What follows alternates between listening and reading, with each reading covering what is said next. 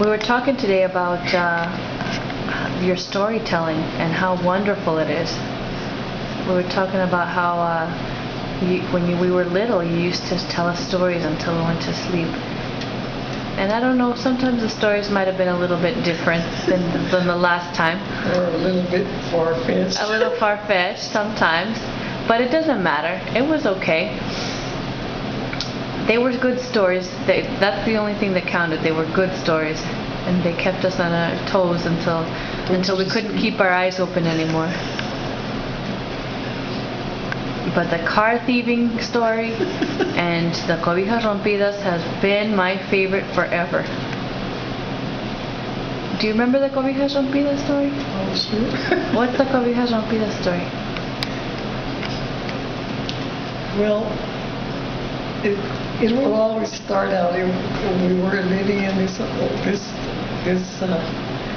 old house. There was, first, things were exaggerated a little. There was cracks in the windows, cracks in the walls. It was very cold, and the wind was coming in through those cracks. Oh, I forgot about the wind. Oh, yes. The cold air was coming in through the wind, in through the cracks, and then we huddled up in these torn blankets, which was a lie because my mother mended everything. They weren't torn. They were old, but they weren't torn. Well, I realized that you were trying to teach me to appreciate the nice cobijas that I had. And so You didn't understand that the effect that they had, this story had on me. That 30 years later, I'm thinking, oh my goodness, my poor nana and her cobijas rompidas. I'll never forget that. En las que hacía mucho frío. Well, that's the way it always started out, with the wind, cold wind blowing in the bedroom and the ragged blanket. That was great. And there was nothing. They were old blankets and they were mended, but they were not ragged. And the truth comes out now that I'm older. Well, now, thank you for telling me. Now I'll be able to live with myself. Don't worry about me shivering. Shivering in the cold, my poor nana. Oh my goodness. What about the car thieving days, Nana? Car thieving days? The car thieving days. Well, who was it? It was you and a couple of friends? There was. We were all three girls. This old viejito lived in Elgin, where the store, not where the store is, but I mean around that area. And this old viejito, like I say, he couldn't drive, and so out there, you could drive. If you got off the road for a mile or so, it didn't make any difference. You can't get back on there. Oh my goodness! But the thing is that the viejito couldn't drive in town. In the big city of Nogales? Yes, that big city. It was not as huge as it is now. Anyway, the old viejito would drive in to get his mail, and he'd get his groceries in Elgin. And then when he had to come to Nogales, I guess maybe once a year, or maybe it was 2 or 3 years, I don't know. He'd come in for some reason or other, come to Nogales. He'd come on with the mailman, and he'd stay overnight. And you knew this? And we knew the old viejito wasn't going to get back there until the next day at noon, because that's when the mail got there. So we borrowed. Why the old viejito left the key? Well, he didn't know there was thieves around. Why the old viejito never took the keys out of the car, I don't know, but he left the car.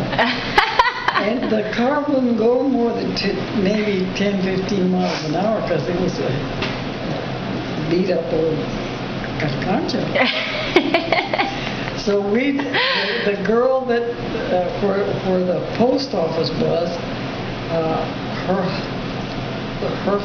parents ran the post office and had this one grocery store, and that's where the school was. And so this girl, Grace, she would.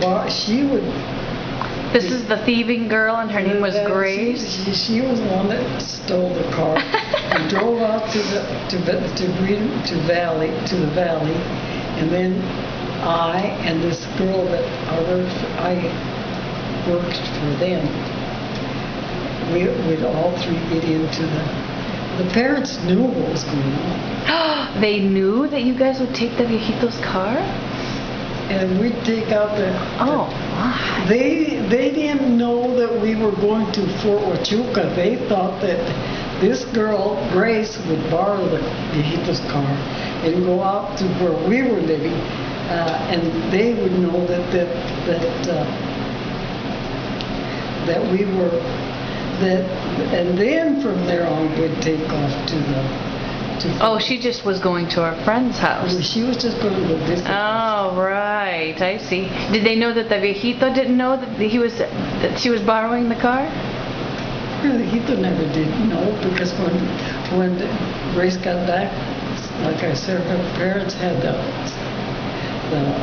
gas station, and she'd put gas in the car, and the viejito never knew it was stolen. But I shudder to think what would have happened to us girls if the darn thing had conked out on us in the middle of, you know what I mean by the middle of nowhere. That's really the middle of, it's still the middle of nowhere. Still. I can't even imagine what it would have been like back then. I mean, now maybe you'll get a car every half an hour. Imagine then, you'd be there for days. Well, fine if we didn't get a car in a week, but what if the car had broken down, and what if who could have been driving by there? What could have happened to us? 3 teenage girls. How old were you, Nana? I guess about 16. When you were 16, so that must have been 1932 or something? That's before we moved to California. Because, well, when did you get married? 1937. 1937. And you got married at 20. Mm-hmm. All right, so that's about right. So can you imagine us getting stuck in... What I can't imagine is you going 15 miles an hour from Elgin